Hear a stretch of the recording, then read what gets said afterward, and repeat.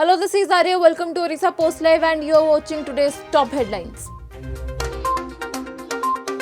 DMET Chief Dr. CBK Mohanty said Monday that the peak of COVID-19 third wave is expected to hit Orissa in October.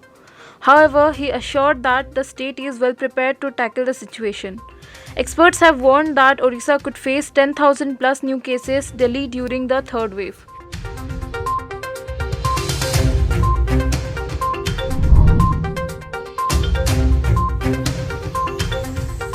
Odisha reported 761 new COVID-19 cases in the last 24 hours. However, among the new infections, 101 were children below 18 years of age. The state also reported 68 more fresh fatalities.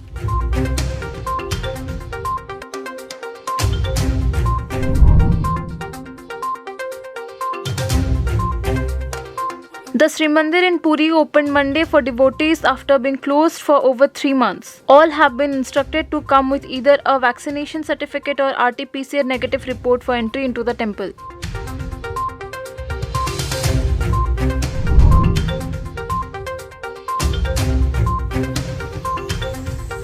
A large number of law students demonstrated Monday in front of the Utkal University in Bhubaneswar protesting against the decision to hold 4-semester exams in offline mode in the next 6 months. They said they had filed a writ petition in the Odisha High Court. The court had directed the Utkal University VC to consider the plight of the students.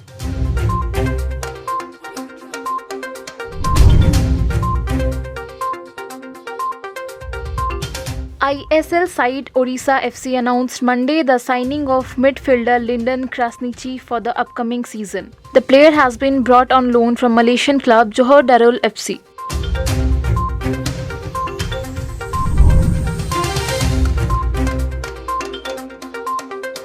Delhi CM Arvind Kejriwal inaugurated Monday the country's first smoke tower at Connaught Place.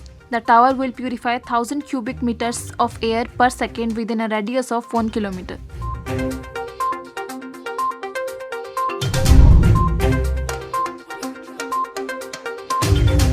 India managed to bring back 146 of its nationals who had managed to leave Afghanistan and taken refuge in Doha.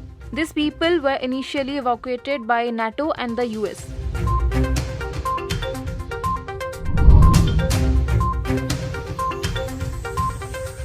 Afghanistan's biggest female pop star Ariana Saeed has confirmed that she has managed to escape after the Taliban takeover of Kabul.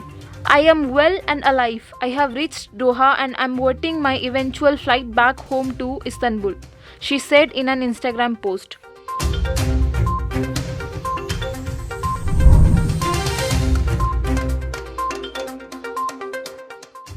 England pacer Mark Wood, who picked up 5 wickets in the Lord's game, has been ruled out of the third test against India with a shoulder injury. The injury to Wood will add to England's woes, who are also without Stuart Broad.